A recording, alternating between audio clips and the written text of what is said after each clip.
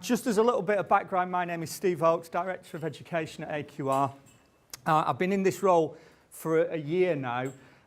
It's a little bit controversial how I ended up there because I'm the co-author of the A-Level Mindset, which is another session that you might attend today with Martin Griffin.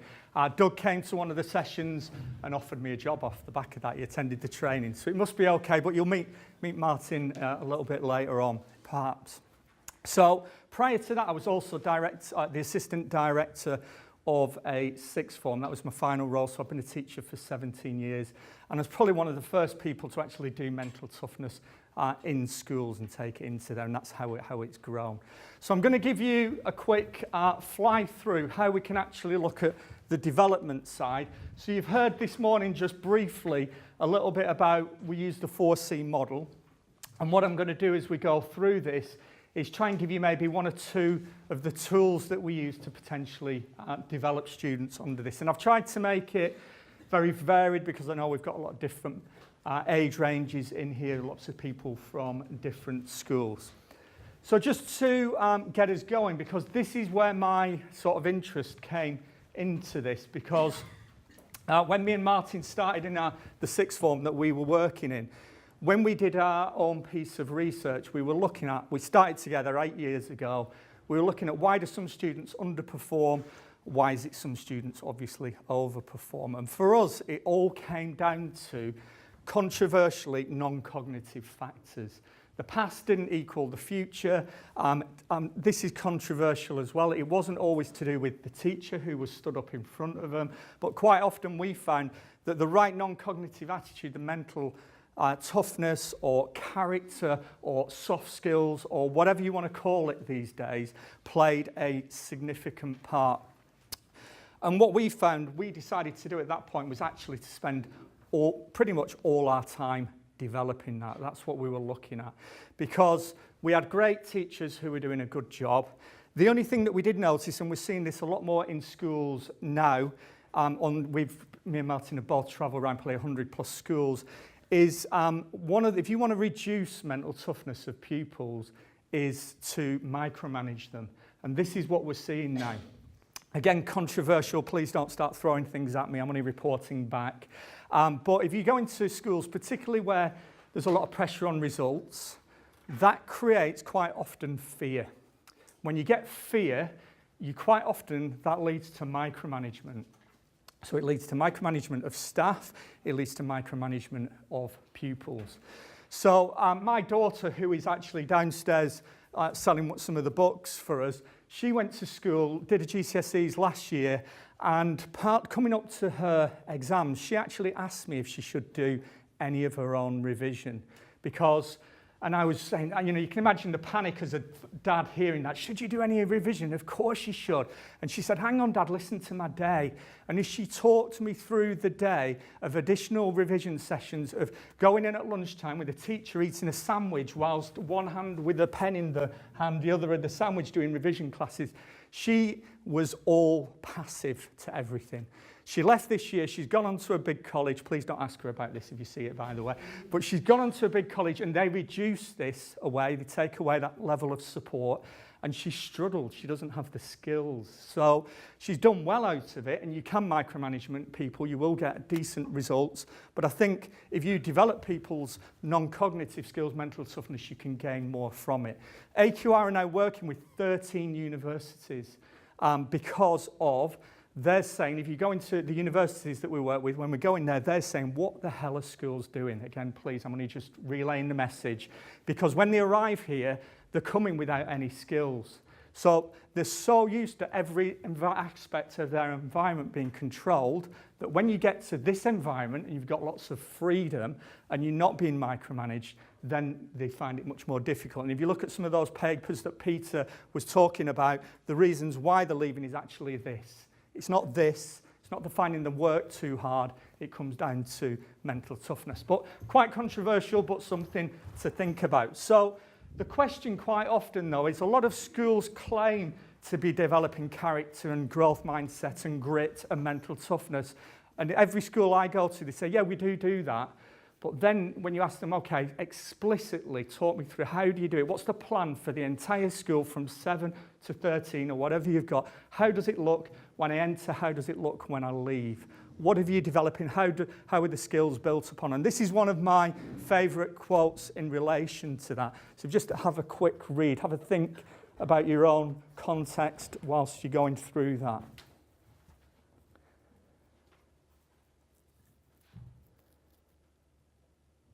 And then if you don't mind, just with the person sat next to you, just 1 minute, where you are. Are you planned, clear?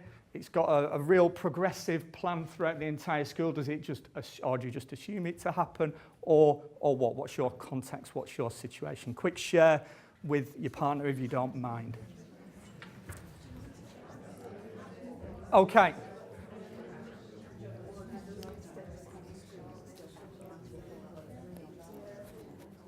So, one of the things that you probably heard mentioned this morning is the idea of a toolkit behind mental toughness. This is what I was interested in when we were working with theories like growth mindset, grit, whatever it is that we were trying to develop.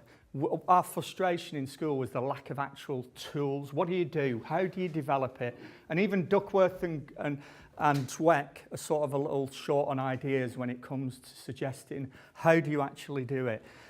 So we looked at very specifically developing a toolkit, and this is what I'm going to show you bits of today, but what's the work that's taken a number of years to develop.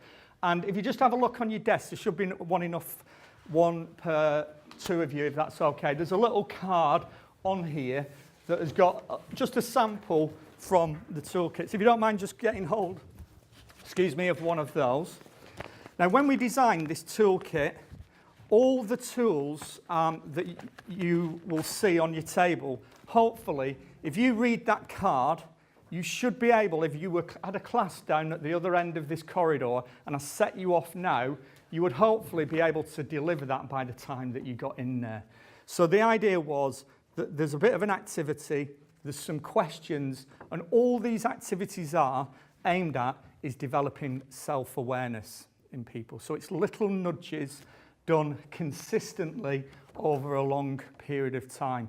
If you look at a lot of the research that's done on character development or growth mindset, they do very short interventions over short periods of time. We are at the other end of the continuum on that. It's progressive. You're talking about changing behaviours and habits. That takes a long period of time. So these can be done in 10 minutes, but there's scope for them to go much longer if you need to.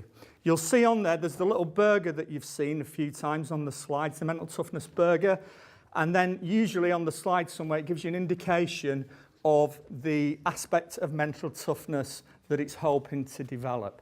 So just before I begin to talk to you about them, just 1 minute with your partner, have a quick look at them. What do you think?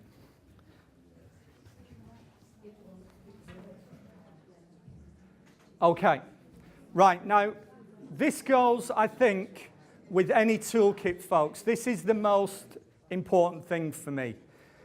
Any work around this, these toolkits, as a toolkit, if you don't understand the model behind it, it's a waste of time. So the schools that go out, they deliver they claim they're delivering growth mindset work or grit. If your teachers aren't 100% clear on the model that sits behind the work that they're doing, the activities, it's going to fail, because all the learning actually comes from not necessarily the activities themselves, but drawing out explicitly back to the model the learning that's taken place as a result of whatever it is that you're doing. So your teachers have all got to be using the same language and have all got to have a good understanding of the model. That is my daughter. Please don't speak to her after this event now. I've already talked to her. Thanks for that, Phoebes. So your staff, really, their understanding of what sits behind it is crucial to it. And again, all they're doing quite often, these activities, is getting your teachers familiar of working and developing these aspects with your students. And the more they use it, the more they get comfortable with it, and they can use it individually or in group sessions. So just to take you through where the questionnaire actually fits in with this. So we've got the toolkit. The questionnaire, I predominantly use that during mainly one-to-one coaching sessions, or to identify when you're working with a group of students where their development needs might be. Because what the MTQ48 does is actually tell you how somebody's thinking. And you don't know how anybody's thinking.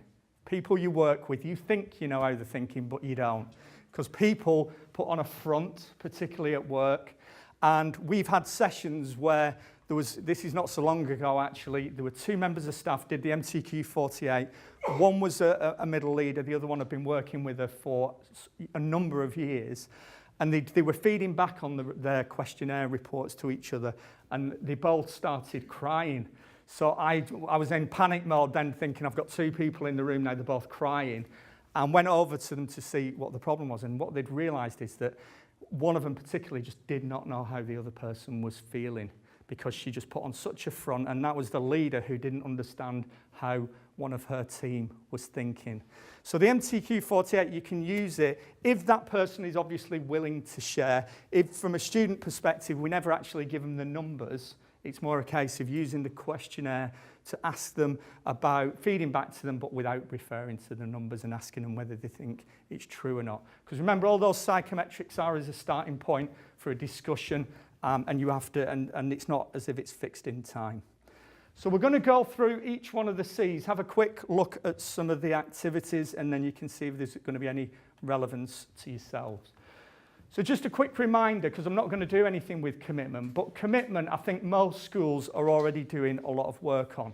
So as you heard Peter and Doug talk about, commitment is very much focused on goal setting, so people who have goal orientation and then they know what it takes to actually achieve the work that's involved there. So people who are high on commitment are the sort of people that usually like to measure everything. They're the sort of people with, anyone got one of those watches on that measures your steps and measures your sleep? Some people are hiding them now.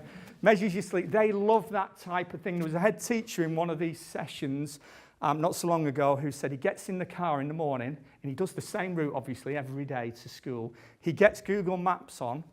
He looks at the time Google Maps has given him and he tries to beat the time Google Maps has given him. Because he realised, and he just exploded and said, God, this is me on everything that I do. I measure everything. I like knowing personal best. I like knowing how I'm doing. They're the sort of kids who come in and go, sir, can we have a test today? And everybody else boos them because they want to know very specifically how they're doing. The other side obviously links into grit, so it's all right having a goal, but then how do you actually stick to it, which is key. So in your school, in your context, wherever you're working, how do you develop that in your young people? Again, just 1 minute in your groups, please. How do you develop that in your school or your context that you're at? How do you develop commitment? Okay. So lots of schools set goals, set targets. They sort of try and work with the students on them. So I think that we can say that one's being covered probably more than some of the others. The next C is control. Now you heard about control is all about, you know, if you're high in control, you feel in control of your life, you make things happen.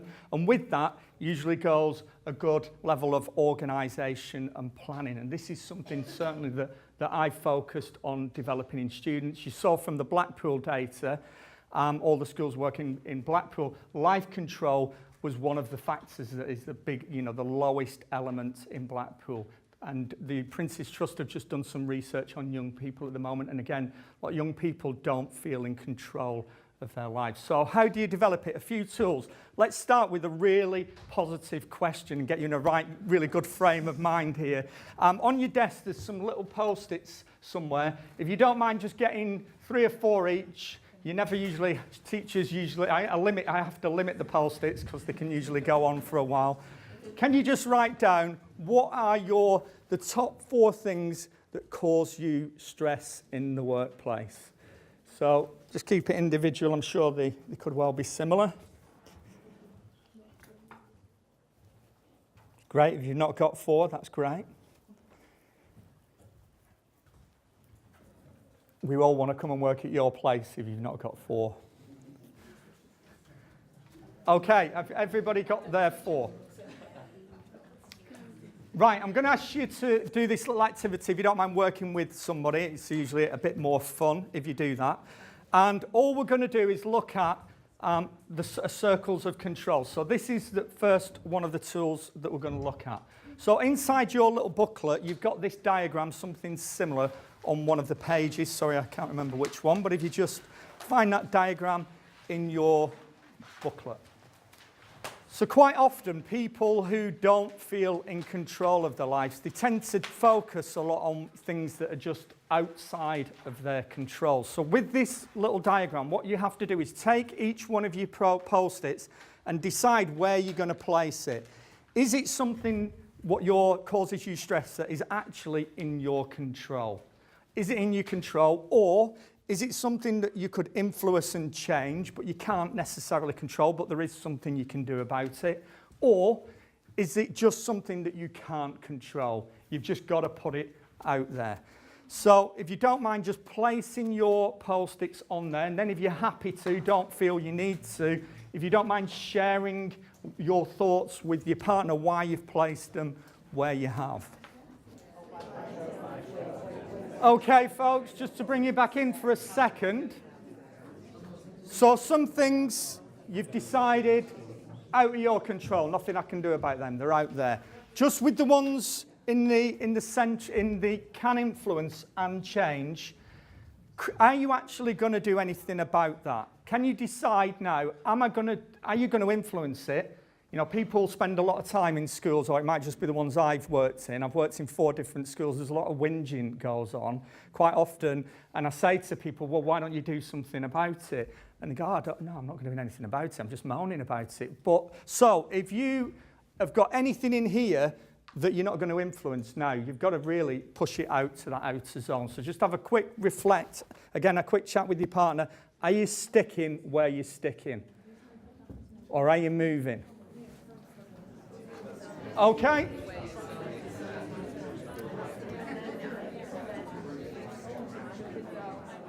Right. So this is how this tool works. Now we used to do this with the staff in school. Departments used to do it, whole staff used to do it, students used to do it. It was a brilliant tool for sorting things out. Now once you've got things up here, what have you got to do? What have you got to do with those things?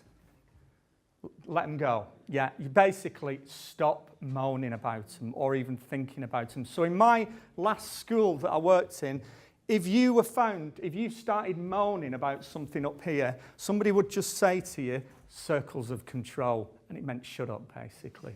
And what happens is you can actually, because you create a toxic culture wherever you are, if you've ever worked in a school that focuses on all things that are out of the control, it becomes toxic, and if you get a lot of momentum on that, it can become a very negative environment to work in.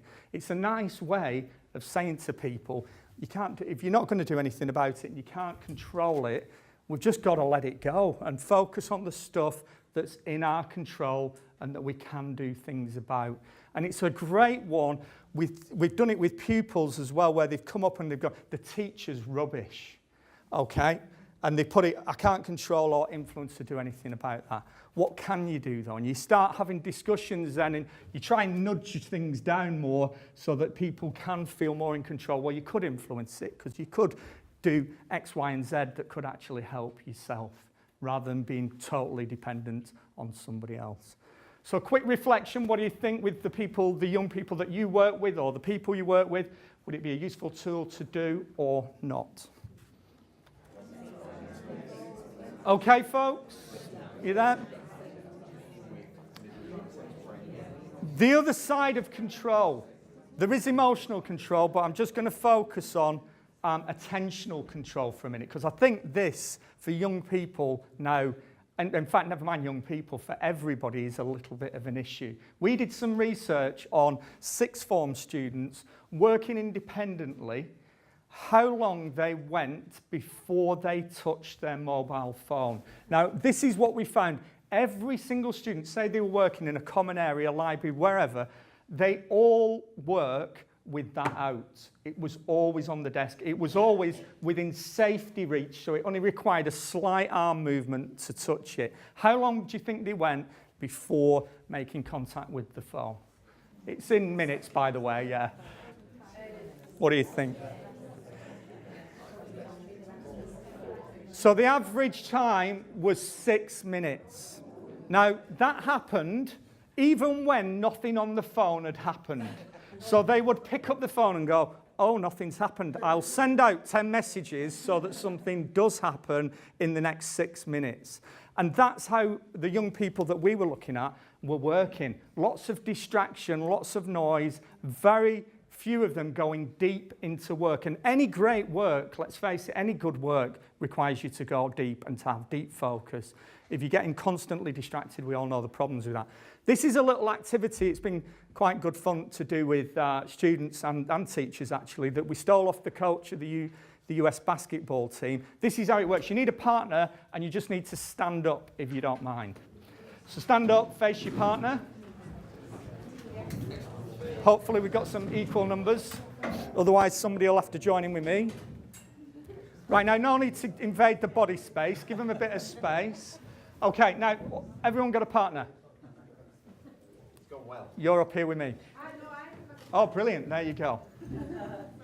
Right. Oh, I thought I had a partner then. Right, okay. Now, you're going to stand facing each other with your hands behind your back. I'm going to count down from 3, 2, 1. When I say go, you're going to bring your hands up in front of you with however many fingers you've decided on the 3, 2, 1 bit. So you bring your fingers up, none of this business, up to your partner. And the winner, they've got to be up in front of you, the winner will be the one that adds up all 4 hands and shouts the number out first. Dead simple. Okay, everyone got that? All 4 hands. Are you ready? First round. 3, 2, 1, go. Okay. Flipping out these guys, you're not maths teachers, are you? There? Right, stop there, wait there, wait there. Right, couple of things, folks. We've got the typical cheaters in this room. The ones that are slowly bringing their hands up, counting the other person's fingers and then adding. It's got to be a quick snap up in front of you. We're going to do 3 quick rounds now. Are you ready? So you get a point if you win. 3, 2, 1, go.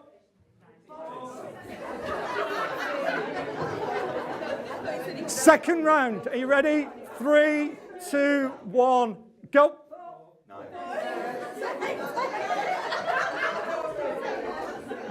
Last round, 3, 2, 1, go.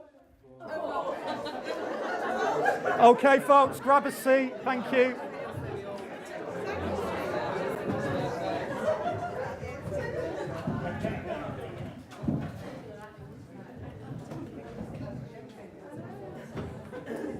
We better make sure if this is being filmed that never goes out to the public, because if you lot are responsible for numeracy for young people and had trouble adding up 4 hands. Now, the idea behind that, the idea behind why the US basketball coach is that he says that when his players come into the room, their mind is still on other things and they're thinking about other things. So he lets them get changed, and then before every game, they do that little activity. And no matter who you are as well, it's always interesting. I've had some pretty grumpy teacher audiences when you do this, and they all go, I don't want to do this. But they stand up, and 2 seconds later, they're screaming at the other person, the numbers on the hands. And everybody usually has some sort of engagement. Now, what that does, it just brings you into the room. If you were thinking about, could you think about anything else while you're doing that activity? It sort of clears your mind. So I know we do a lot of work on mindfulness, which works for some people, clearing your mind. But for me, getting into flow, clearing the mind, is actually the best way is doing an activity that gets you into flow. So just thinking about, and you can have discussions around that, how people actually work. Another little tool that you can do, if you have a look in your booklet, again, you've got a little grid in there, a little number grid. And if you find grid A, please. And then if you find on the grid 0, 0, and just cross 0, 0 off. And then this is what I'm going to ask you to do. I'm going to only give you 40 seconds. Hang on a minute. Some of you are already started. You don't even know what's going on. 40 seconds. You've got to find the numbers in order, sequence obviously. So find one, tick one off, find two. Look at some of you are already planning the route out, the high commitment people. So you go up in order, and in 40 seconds, if you tend to score under 17, you're pretty rubbish, just to give you an idea of what that's about. So are you ready? Does everyone get it? So 3, 2, 1, go. You've got 40 seconds starting from now. Just try and keep focused on your own grid. Don't let the other people around you become distracted. And what's weird is you'll find you get up to about number 5, like this lady has here, and it just all disappears. The next number goes off the sheet. You can't even see it. You don't know where it is. You're struggling to find it, yet the person next to you is ticking away. Like this lady here, she is just, like the pen's not even moving. What number are you actually looking for? 8. You can't do that. You've got to find the one in order. Keep looking, stay focused. I'm glad your life doesn't depend on this. You've got 2 seconds. Stop there. 17, quick comparison with your partner. Who won, who didn't?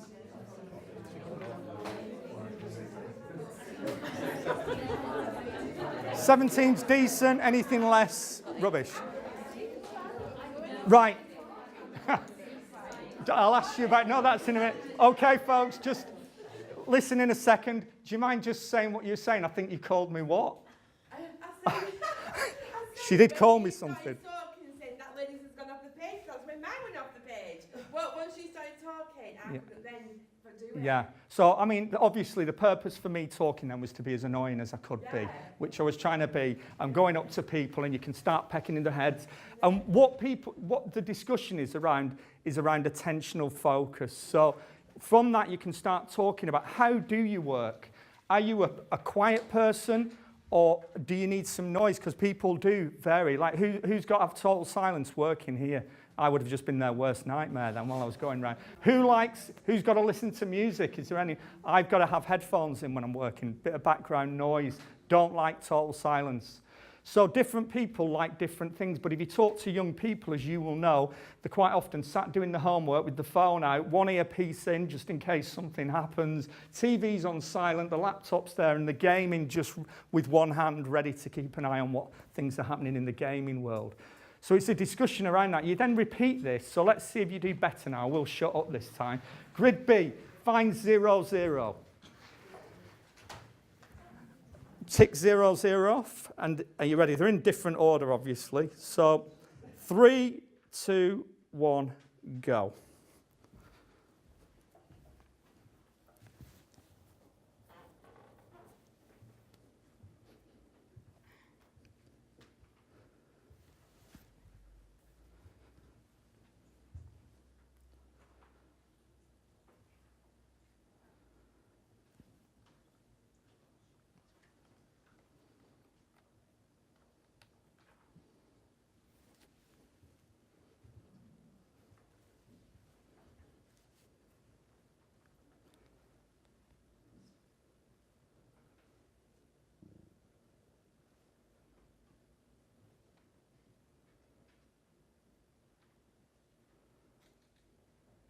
Stop there.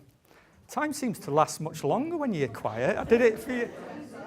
How did you do? Quick comparison.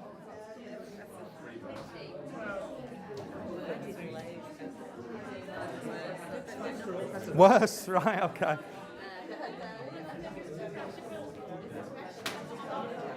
Okay. So the discussion is around, most time, when I'm doing that with kids, I blast some music out that I like, so that'll irritate them. You're going round, I have balls I throw at people, and the discussion is all around how can you block distractions out? How do you do it? Some people are very good at it. I was walking past some people, and it's like I'm not there. They're just blocked out. You can bounce balls off the head. They don't even notice that you're there because they're so good at focusing in a very clear way. So again, as an activity, it's interesting, but then the skill is drawing those discussions out about how people get into attentional focus, how they get into the zone. So moving on, the next C is challenge. I know I've missed one to control out, but we might come back to that. Now, you remember, again, Peter talking about challenge as being openness to learning. So commitment and challenge, as far as the academic research goes, clear links to academic performance when you get pupils, particularly who are high on those two scales. And it's really about your openness to change as well. Now, I don't know whether you noticed when they were talking about challenge, it's a lot about how people respond to change. So you may have these sort of people in your school, or it might just be people that I've worked with, who come into school every day or wherever you work. They park in the same spot every day. I used to go and park in their spots just to mess with the heads. They go into the staff room, they get the same mug out every day. God help you if you actually take their mug. They sit down in the same chair, they go to the same room every day to do the teaching in. And if anything messes with that environment, they go completely crazy about it. So they don't respond well to those sort of changes. So on the other side of the scale, obviously, you get people who just love challenge and change, love variety, love new things happening all the time. And it's interesting in schools, when you look at the differences between senior leaders and teachers, senior leaders tend to be very high in challenge, but there's downsides to that. What are the downsides of being super high in challenge? Just a quick chat with your partner, because there are some. Okay. So high challenge, you've got to watch out for, is they're not good completer finishers always. So they start things off, they're like, whoop, whoop, you know, they're all excited about whatever comes along. But then when the work comes in, they start to disappear then. So they're not good project managers quite often. Or you get senior leaders who just change after change after change. And all the staff are sat there. I've sat in schools where this has happened, and everybody's going, well, when we're doing this like a month ago, and we don't even know what's happened to that project. It's not been finished. We've not seen the end result. No impact. Never mind that now. We're on to something new. So you've got to watch out for this. Although it's considered to be a good thing, there are some downsides. Now, thinking about your job at the moment, your current role, if you had to say how much as a percentage of the time you spend in the comfort zone, stretch zone, or panic zone, where would you say you are? I know you can't read all the words, but you get the idea there. So comfort zone, in your typical working week, how much time would you spend in each one of those zones? And then just stick a percentage on it, quick chat with your person you sat next to.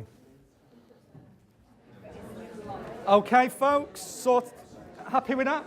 Right, now, the research suggests, depends on your preference, I suppose, but in terms of well-being anyway, that we should spend in a typical week about 60% comfort, 40% stretch for people to feel like they're doing meaningful work. And obviously, 0% in the panic zone.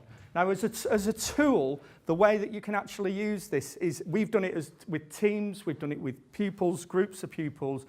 You actually post-it note and you write down specifically what you're doing that actually is causing you to be in here. So I've got this particular project, but I'm in the panic zone on it at the moment. Now, as a team, if you have that on the table, and we've done this as a department before, all with this on the table, and you realise that Johnny in the corner is 100% in his comfort zone, chilling out, feet back, and everybody else in the department is in panic zone, you can then start to say, right, let's take some of these things off, and let's boost his up a little bit. Let's spread the load so we've not got people working in that panic zone. Because quite often, unless people are confident enough to come and say it, you don't realise where people are operating. It's just a nice way of bringing that out. Again, quick chat, 30 seconds with your partner. What do you think? Useful? Not? Quick discussion. Okay, folks? Last C, confidence. I'm just going to share with you, this is an interesting one thing Doug or Peter didn't mention this morning. There's, you get the biggest variation on these scales, by the way. You can have pupils who are very high on confidence and ability, but low in interpersonal, and the same the other way around. There is nothing wrong with being an introvert. The only thing that we did when we did a little bit of research, which was interesting, is that we found that people who with lower interpersonal confidence tend to write less. So it was interesting. In exams, Lower interpersonal confidence meant shorter, concise, not always getting all the information in there. If you think back, and I've got a number of these, have you ever taught somebody for their entire school career and you thought they're going to kill it in the exam, this kid, they know everything, and they get in there and they don't do anything like you expect. You get the paper back and it's a very quiet kid who you have to go up and get things out of, and you look at the paper and they've just not wrote enough in there. And then you get some other kid who, this has happened to me in my last year, results day, a lad who'd been an absolute pain all year, on results day he said, "Sir, nice one, got a B, well done." I'm thinking, how the hell did that happen? Get his paper back, and he's listened clearly, because all he's done, he's gone in there and he's emptied his head. He doesn't care what anybody thinks. He has just emptied his head onto the paper, and you can see reluctantly where, no, I'm glad for him obviously, but you can see where he's picked up marks compared to the person with low interpersonal confidence. So just an interesting one to watch out for. This is one of the most simplest, but probably my favourite of all the mental toughness tools, and it's just think 3 positives. I've only got time to be able to talk you through this, but what you do is at the end of every day, or whenever you do it, you could do it at the end of a lesson, you just get the student to write down 3 things that have gone well that particular day. 3 positive things. I've got 3 kids. I still ask them every day, tell me one good thing that has happened today. Now, my middle lad, year 9, as you've seen on the data, not great mental toughness, he comes and he'll say to me every day, "Dad, it's the same as yesterday, nothing good has happened. Stop asking me that question." Oh. So when we've done this with a few schools who've really taken this on. A couple of primary schools did it. They, primary school teachers get more creative quite often. They got the kids to write down, it was on a bigger post-it than this, 3 positive things at the end of every day. They then had a big board for each kid, and they stuck on the 3 positives. So at the end of a month, they had, I'm not asking you, you're not good at maths, say it, but 30 times 3, whatever it is, no, it won't be 30, but 25 times 3 positive things all about their day. Now, the research behind this, if you just end each day or a period of time thinking about positive things that have gone on, is supposed to have a significant impact on your well-being. A teacher that did one of these sessions said he was going through a difficult period and he just started taking 1 picture a day of anything. It was a cake he'd had a break or whatever, and at the end of the month, he'd just flick through, and he said it just made him feel so much better. So I know a lot of schools finish on even better if, is that a positive way to, imagine finishing every lesson with what could be better. Great, that's real. I'm going to feel buzzing at the end of that day. Same if you did it for a teacher. If you said every lesson you've got to write down what could have been better, but talk about what's positive, people start to improve the confidence. One last thing, the primary school that did this, they also went up on the window and they used to stick them on the window to let the parents come up and read them each day, which I thought was nice. And the parents started saying, "What are you doing with these kids? They're so positive when they leave every day. It's really nice." And the parents were all asking them those sort of questions. So I apologise that it has been a quick fly through. I mean, if you look at the areas for development, I've tried to maybe touch on each one of these. The key thing is with this is that if you're doing any sort of mental toughness work, it's got to start at the bottom and you've got to build up on it. So year 7 goal setting should look completely different to year 11 goal setting. Anxiety management in year 7 should build over their period of their school career. And you're not going to do it in short periods of time, because if you do, you should box it up and sell it because you've created something amazing there. It takes time, it takes years practicing and coming back to develop these sort of skills and habits. Just thinking about that year 9 stuff, just worth thinking in what the school year might look for you in your school. Think about what the kids are going through, because you can use these in the pack. They come loose. There is an off-the-shelf curriculum that we suggest, but you can look at your school year and think, is this what our pupils go through, and where would we best be doing some specific activities? That's all I've got time for, folks. I apologise for the speed of that. If you do want to know any more, we are sponsored very cheaply, because it's being sponsored by this Challenge for Change company, who are wanting to show off their venue. We have got a day in Manchester. We're doing a full day fairly soon, I think it is. It's a quick turnaround, but there's some details on your desk.